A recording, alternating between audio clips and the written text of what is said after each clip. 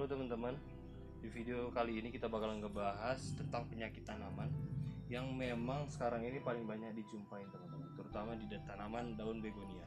Kedua jenis tanaman ini kita akan klarifikasi bahwa atau identifikasi ini adalah penyakit bawaan dari dalam dan bawaan dari luar. Dalam artian dari luar adalah bagaimana keadaan cuaca ataupun hama yang ada di lingkungan, sedangkan yang dari dalam adalah bagaimana faktor dari media tanamnya sendiri. Kita bahas dari yang pertama. Ini adalah penyakit bercak daun. Teman-teman bisa lihat, ini contoh penyakitnya. Ini, teman bisa lihat, ini dia. Ini juga. Jelasnya seperti ini. Yang menjadi kendalanya nantinya adalah daun begonia ini bakalan menyebar, ataupun penyakit ini yang awalnya hanya kecil, lama kelamaan bakalan menyebar. Warna coklat dari penyakit ini bakalan menyebar juga sampai nanti daunnya layu, dan yang menjadi bahayanya adalah terkena sampai dengan bagian bonggolnya.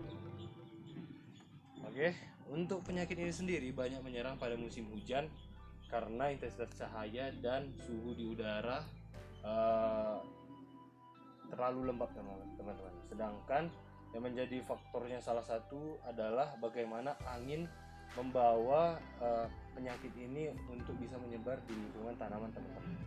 Untuk penanganannya sendiri adalah teman-teman silahkan gunakan fungisida yang bersifat pencegahan, contohnya seperti fungisida antralkol, ataupun teman-teman tidak dapat antralkol, silahkan teman-teman cari fungisida yang lain. Silahkan teman-teman tanya di toko-toko pertanian fungisida untuk pencegahan penyakit busuk daun.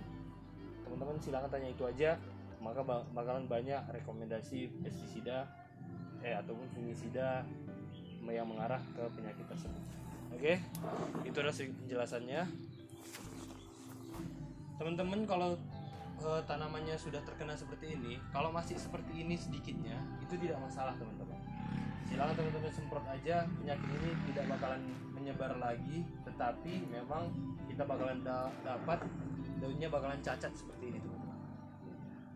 Teman-teman bisa lihat, dia bakalan cacat seperti ini. Oke.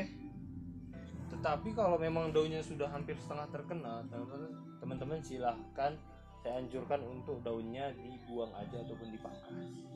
Oke, itu adalah penjelasan tentang penyakit busuk daun, pencegahannya itu tadi, dan penyebabnya itu tadi. Saya sudah jelaskan. Selanjutnya adalah faktor penyakit dari dalam. Teman-teman bisa identifikasi, hal paling gampang adalah dengan cara kerusakan daun dimulai dari bagian pinggir daun, teman-teman. Kita bisa lihat ini dia. Dan yang rusak bukan hanya satu daun, teman-teman. Biasanya itu rusaknya 3 sampai dengan 4 bagian daun. Teman-teman bisa lihat ini. Ini adalah daun barunya juga sudah terkena, teman-teman. Teman-teman bisa lihat ini. Oke, ini adalah faktor bagian dari dalam, disebabkan karena media tanamnya tidak sesuai ataupun media tanamnya terkontaminasi penyakit jamur, teman-teman. Teman-teman, untuk penanganannya adalah teman-teman memang harus lakukan penyemprotan bagian daunnya, terutama di bagian belakang daunnya, karena bagian belakang daunnya itulah yang menjadi istilahnya dapur untuk tanaman. Untuk dapur tanaman itu untuk bisa makan, teman-teman. Jadi teman-teman silahkan semprot bagian belakang daunnya. Kalau boleh juga silahkan teman-teman tambah jet daunnya agar tanamannya cepat tumbuh daun barunya juga. Oke. Dan untuk selanjutnya teman-teman silahkan lakukan yang namanya penyiraman full pada bagian media tanamnya. Dalam artian teman-teman memang harus melakukan intensitas penyiraman kurang lebih dalam 1 minggu itu ada 2 sampai dengan 3 kali penyiraman. Ya, jadinya dalam arti biasanya teman-teman lakukan penyiraman rutin menggunakan air biasa, tetapi sekarang teman-teman dalam 1 minggu teman-teman silahkan siram dengan larutan fungisida.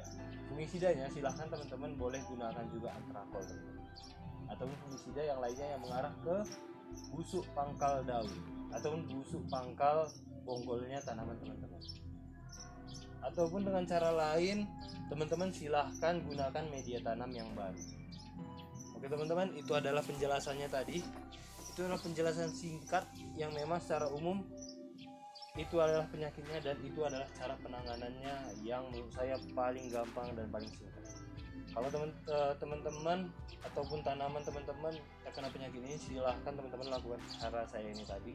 Fungisidanya hanya satu, kalau saya pribadi penanganannya dengan antrakol. Kalau teman-teman punya cara yang lain silahkan, tetapi yang menjadi pentingnya adalah teman-teman silahkan gunakan fungisida yang berbentuk tepung teman-teman. Teman-teman jangan gunakan fungisida yang berbentuk minyak ataupun susu, dikarenakan dikhawatirkan lingkungan teman-teman terlalu panas keadaannya. Kalau tanaman teman-teman terkena penyakit ini dan teman-teman gunakan fungisida yang berbahan baku tepung, dia bisa langsung, tanaman ini bisa langsung menyerap. Sedangkan kalau teman-teman gunakan yang berbahan minyak ataupun susu, biasanya kalau keadaan panas, fungisida tersebut bakalan terkontaminasi ataupun tidak langsung diserap oleh tanaman, dikarenakan dia kandungannya minyak dan teman-teman campur dengan air. Jadi kurang lebih saya sarankan teman-teman gunakan fungisida yang berbahan dasar tepung yang dilarutkan. Oke, itu adalah hal yang pentingnya. Kalau teman-teman masih ada pertanyaan, silahkan teman-teman komen ataupun WA kita, bisa mungkin nanti bakalan kita jawab dan cari penyelesaiannya. Oke teman-teman, kalau teman-teman ada request video lain ataupun video review ataupun video yang lainnya tentang membahas tentang tanaman, silahkan teman-teman komen. Sebisa mungkin nanti kita bakalan buatin videonya dengan singkat dan jelas. Oke teman-teman, sampai jumpa di video selanjutnya.